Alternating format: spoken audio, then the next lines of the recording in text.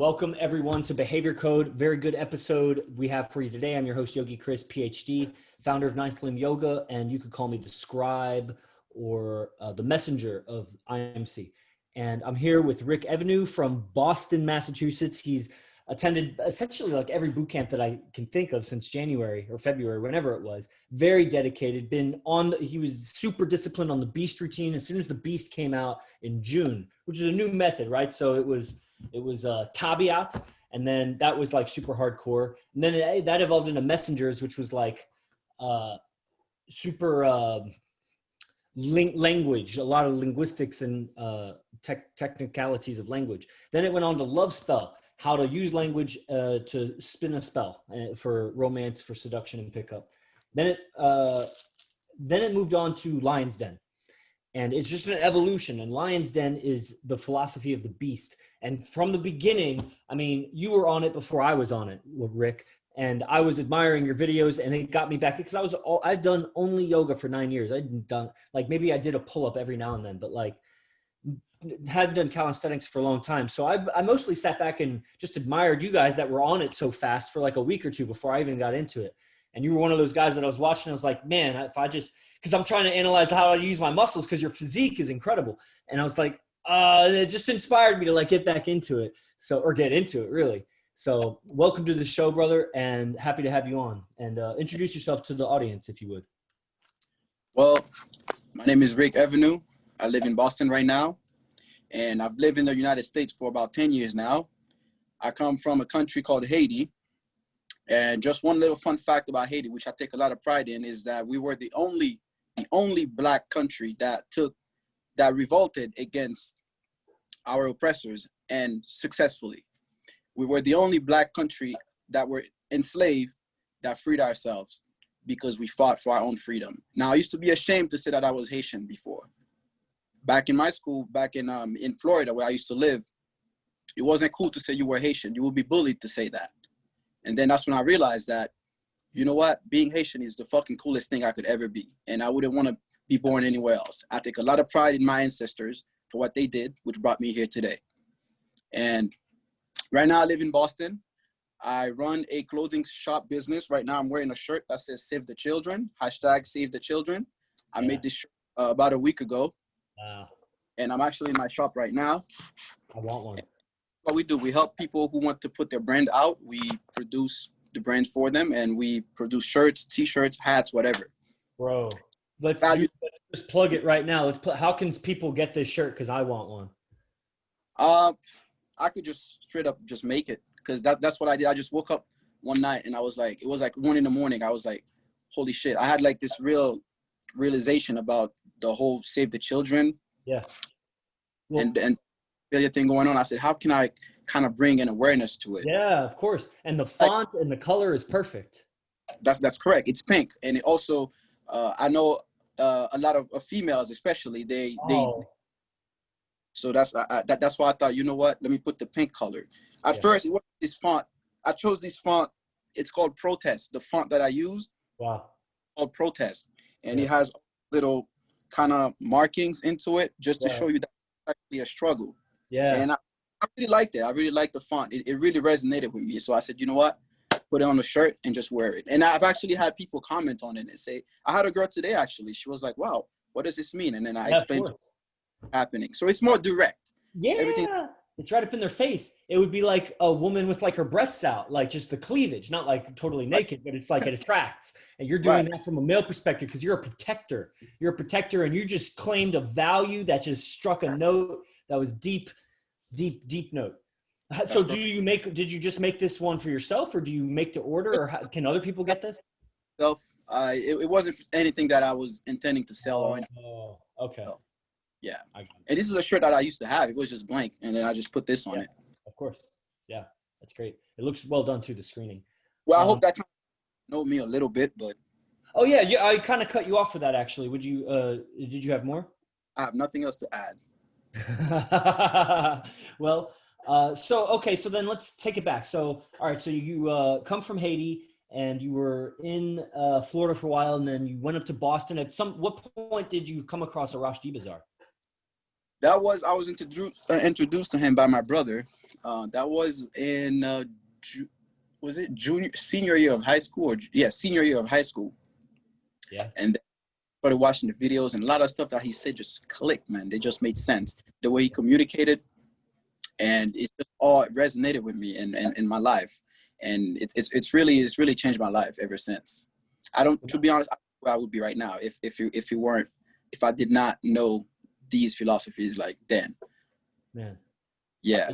It's a difficult thing to measure, really, how different our life would be, because Absolutely. it's like, don't know, you know, but man, so many magic moments interacting. You were telling me once after a seduction of vanity event, I think, that you were able to success. I think it was you, right, that talked a woman into an orgasm by not touching her. Yeah, that's correct. Well, I think that's a definite, that's a milestone, right? And so, and that was a minor event. That was just like a $97, demonstration, really, event. Yeah. Yeah. What would you tell people? What were the steps that you needed? Because I mean, you needed to build up some fundamentals to be able to do something like that. Instead of just like some rookie off the street, just watch the event and study it intently, they probably wouldn't be able to do it. What does a person need to have in place to be able to do something like that? Okay, the first thing that I did correctly was I since the very beginning, I did the whole process correctly. It wasn't something that I just brought that just happened. I realized that, wow, this is something that was set up so perfectly since the very beginning. The foundation was so right. The way I ended up seducing her since the very beginning. We actually met while I was beasting out. That was before the whole June Lions Den. I was already beasting out. I was already on a daily routine. However, it wasn't as structured as it is now. And then we met, and then I could go about the whole interaction, but the seduction was just happened since day one. And it was already set up in a way where she was already feeling very attracted to me because I took certain steps to create that. It didn't just happen like that. I knew exactly what I was doing since the very beginning.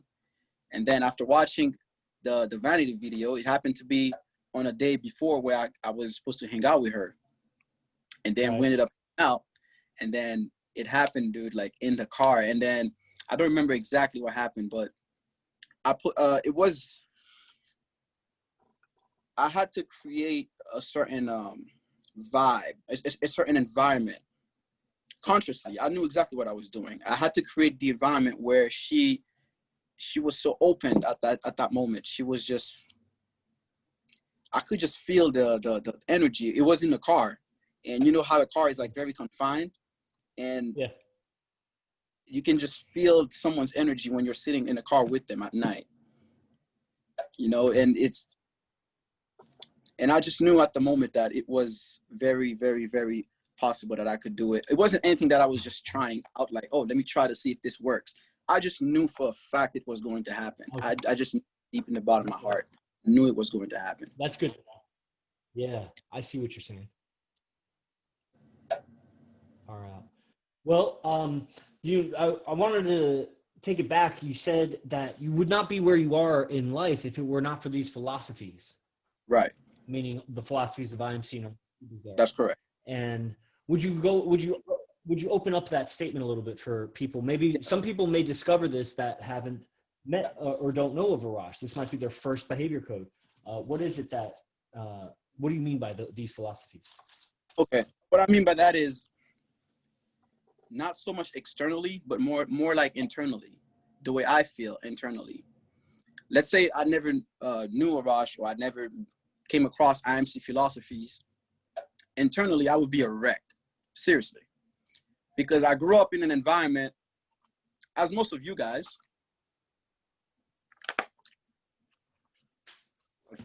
all right, I grew up in.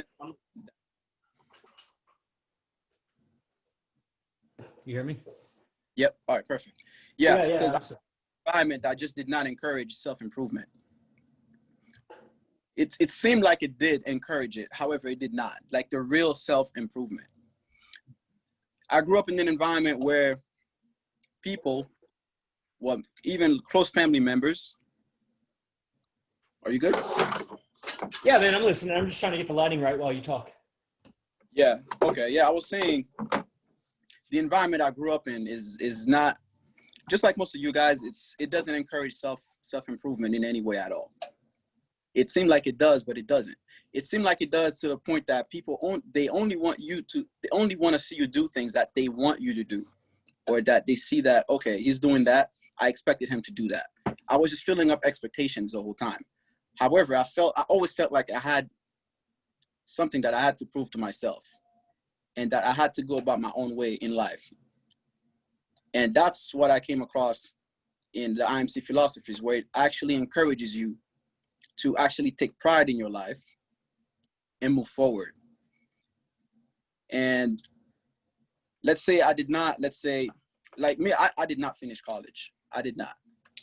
And let's say I did not come across philosophies. I probably would finish college. I probably would be working somewhere doing a 9-to-5 or something like that. You know, I would not be here owning my own business right now and working every day my ass off to make it work. Yeah. Yeah. You know, and to some people, working 9-to-5 is a success. That's what they saw for me. Because I was very intelligent in school. I was very intelligent. That's what they saw for me, is just working. Hey, Rick, you got to go to school, make sure you work, find a job, find a wife, get married.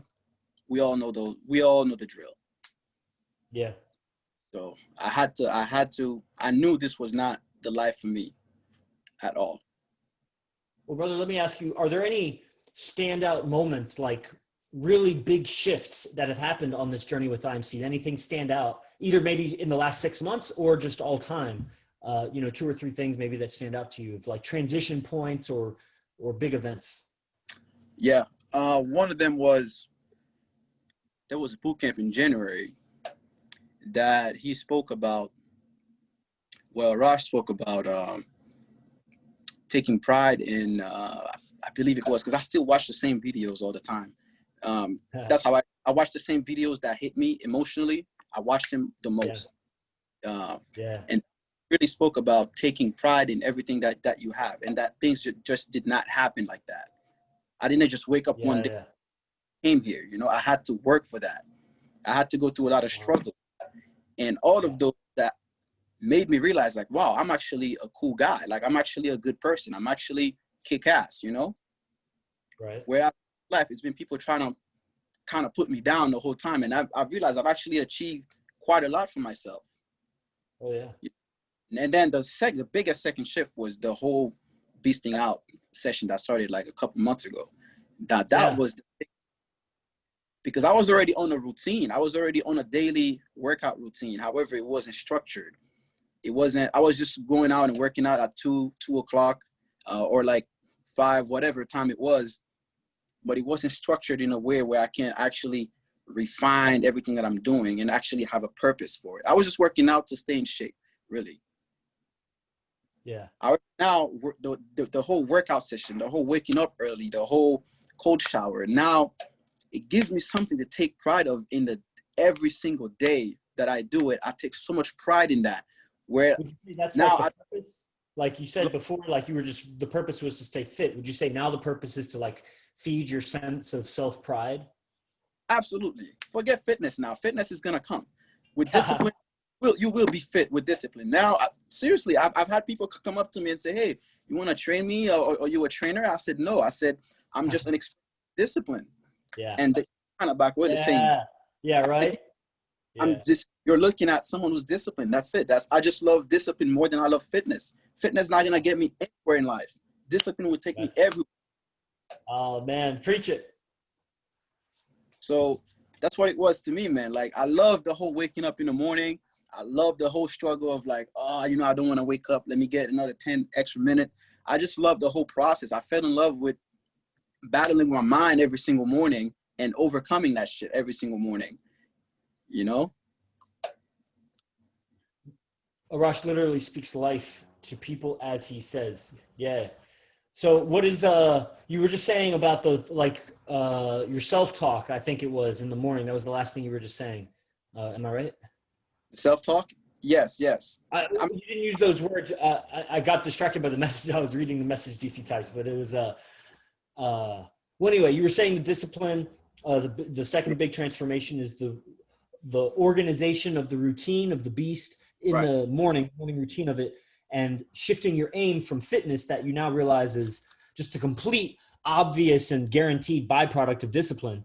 Absolutely. And your focus now shifted onto this thing, kind of integrating these two realizations, it seems like, or these two shifts, was the pride in oneself. Take pride in what you have already. You've come so Right. far, infinitely far, really. And now here's a practice that you can, daily, as AZD would say, like money in the bank. You're investing in yourself every day. Yes. Right? Yes. Precisely. That's beast, man. Well, so what's it like for you up there in Boston? Do you have other IMC guys up there in Boston to interact with? No, not really. Most of the guys I've seen live in New Jersey or New York. Those are like the closest, which Yeah. is like in 4 hours away from here. And How Toronto, many? You say 2 8 hours? hours. 4 hours. 4 hours. Wow. Yeah. I know a lot of the guys are up in New Jersey. So in Boston, no, not anyone that I know of. How fixed are you in Boston? Like, let's say they started a base in North Jersey, a 5-bedroom base. Would you be able to like pick up and move, or would you want to do that? Or I would. So my plan is actually to get my business going to a certain point where I don't have to be there or to attend to it. So that way, that gives me total freedom to be wherever I want to be. about how far away is that, do you think? Sorry, what did you say? About how long off do you think it would be for you to get that in place? It's a good question. At the pace I'm going now, if I could, it's just hard to find the right people to work with. Seriously, it's just you can find the right people. Everything just moves so much quickly. Yeah, it's hard to find someone who's actually committed, or actually willing to put their ego aside and work. Right. Well, so you got to be there physically in Boston, because what's holding you down there is like clients or the printing shop, or what is it? So the printing shop mostly, yeah. So if you had another printing shop where you were, if you went to, is that all that you need? Is just somewhere that has a good printing shop? Not so. It's not just the equipment, and it's also like I have partners also, and we actually just started a couple months ago, and we're busy for a brand new business. We're actually very busy because we're the ones that provide that kind of service around us, and it's pretty good. However, we need to grow it a little more, a lot more. We're going for. However, I want to get it to a point where I don't have to be physically there, where I can generate money here, and also I can live anywhere I want. That's the ultimate goal. And how long it's gonna take me, I have no clue, but I'm working very hard on that, because that's where I see the future is to me. And just like your fitness, man, it's an inevitable, obvious byproduct of discipline. Like, it's gonna happen. It's enjoying the process. It's like, what's it like when I don't have all the money in the bank? Because that's never gonna happen again.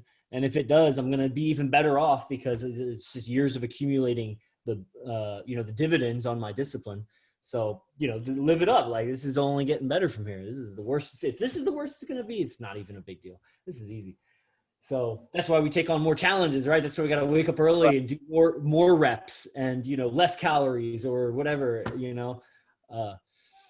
so more women. All right. Well, let's see. Any questions from the audience? Let's see if Facebook had any comments. I see messages, not comments.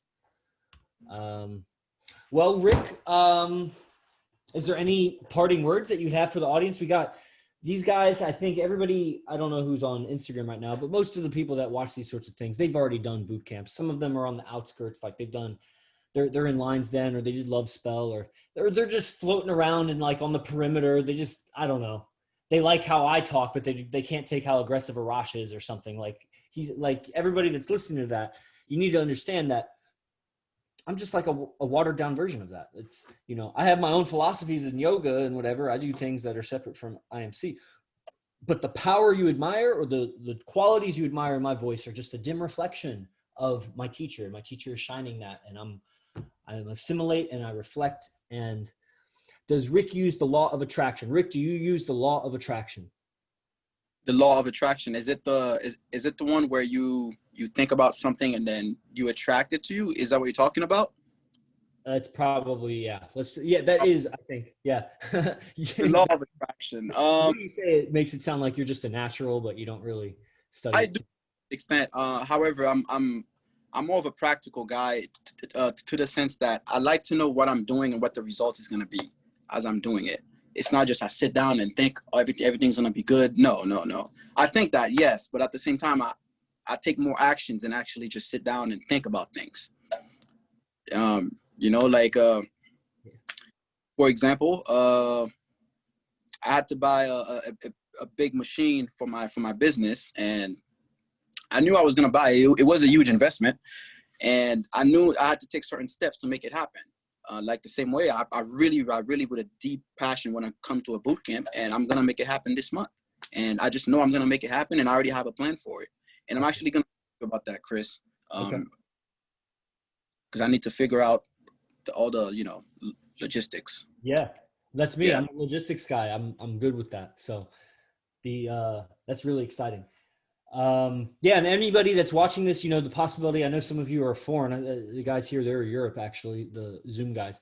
And, but there are 2 new offerings of the ability to stay as a resident for either a 3-day weekend or a 5-day work week, Monday through Friday. I mean, as if you work, I don't know what you guys do if you're like, you know, mobile with your business, or you just want to take time off from your business to come do a residency. And that could even be paired up with a boot camp. So the boot camp itself is, meaning the boot camp is like very structured with lectures and times that we train, and the different trainers are also doing things, and Arash has his times, girlfriends come by. It's like very committed to the student. Like a lot of energy is delivered to the student, versus the residency is you stay here, you you exercise discipline here. You are around when Arash is around. So there's usually a couple times a day that he interacts with us, that he's just, you know, right after beasting, right before lunch, like there's a little window. After the Lions Den lecture, after the girlfriend leaves, there's usually a little window before bed that, like, I call it kitchen talks. We just like hang out in the kitchen. And I think there's another question. yeah. From DC, does Rick use the law? Oh, if Rick wants to answer, what are his practices other than exercise and beasting? Yes, I do meditation. The way I do meditation, the way I saw my family do it back in Haiti, we have, I come from a big voodoo culture, is when they're praying, they use the 4 elements. They use fire, water, earth, and the air. So when I meditate, I make sure I have these 4 elements around me. And as I meditate, I switch, I become each of the elements, not simultaneously, but continuously. So I check my vibe, my energy based on those 4 elements around me. For example, if I'm meditating and then I get to a point where I become the fire, I notice the flames, how it moves, and internally I channel that. And then I go back, and then now I become the water, and then I check the water, and then I see how it moves, I feel it, and then I go back again, and I become air, and then I become the ground. My favorite is the earth. It's so solid, and I don't know if you watched The Last Airbender, Avatar. My favorite characters are the earthbenders. I like the grounded and the solidness of the earth. So I feel more connected to the ground, to the earth element than most of the other ones. So yeah, I do meditate with the 4 elements around me, so I can kind of go into them like that. So that's how I do my meditations. It's not just, I haven't learned any other ways to meditate, really, but that one's been working for me. So, and I actually learned a lot from that. Yeah, that's a trip. It sounds like your description is a great practice in empathy. And I could see why you'd be able to, you know, do the orgasmic communication that we were talking about earlier, to be able to feel out the vibes and embody a person's state of being. I mean, that's a great practice in that. That's super dope. Oh, one last thing I do, is I invest in stocks. Okay. Tell us about that. Yeah, that man, it's stocks also to me is an expression of discipline. I can talk about stocks for days. So back in college, my freshman year, they do this thing where like they give you some money back if I don't know what it's called. They give you some money back, I guess, if you paid too much for classes or something like that. So at that point, they gave me back like $4,000. And then I was like, wow, like I'm 18 years old, and what do I do with $4,000, right? So I was like, okay, how can I, let's say, make this money grow? About Let's how say long ago is this? You say like you've referenced high school and college. About how old are you now? I'm 24 now, Yeah. and that was 6 years ago. Six Okay. years ago. Yeah, got it. Looked up online. I said, what do the richest people do? I typed it up literally. And then the first word that popped up was invest. I said, okay, invest in what? So I looked it up. I saw Warren Buffett came up and it says he invests in stocks. I didn't know what stocks was. Mind you, I was taking accounting class. Accounting teaches you, it's supposed to teach you how to invest. Yet my teacher never mentioned stocks at all. So I said, okay. And then I said, who is the best investor? Warren Buffett came up. I said, okay, how did Warren Buffett learn investing? Turns out he learned from a guy named Benjamin Graham. Supposedly, he was the best investor ever, and he wrote the best book ever on investing, and it's called The Intelligent Investor. Now, when I read that book, actually, my first tattoo came from that book. It says, "This too shall pass," and I actually got that quote from that book to a point where I thought he was the one that said it, but it wasn't him. It was someone else. So I said, okay. I read the book, and it just, you ever read something or like it just made sense to you? Like right away, I just understood the principles of investing right away, that how to really make money just by using a little discipline but not being emotionally attached to the outcome. And it actually teaches you not to listen to the news, or I have someone coming in there right now. It actually teaches you to forget all the noise and to actually just do your own research and find out what the company is really worth, not what they say it's worth, not what someone else is worth, what you say it's worth. Right. Yeah. And exactly how to do that. And I invested $4,000. I turned it into $26,000 in like a year. Nice. And then I blew it. I spent it, I was 18 or 19. So I made all the bad decisions. Yeah. Yeah. What's up? Wow. So that's cool. So what's the preferred way, do you think, for people to reach out to you? You got your Facebook, your Instagram. How would you, if anybody's watching this, they want to further communicate with you? Oh yeah, Facebook, Instagram, just shoot me a message. I'm here. There it is. You can find his name. It's spelled as it is. It'll be in the description for this show. If you're catching this YouTube, podcast, Spotify, or anything else, definitely click subscribe, and we'll see you back here on Behavior Code. Rick Evenew, thank you for your time, and we'll see you soon here at Base One. It was a pleasure, Chris. Most definitely. Peace. Thank you.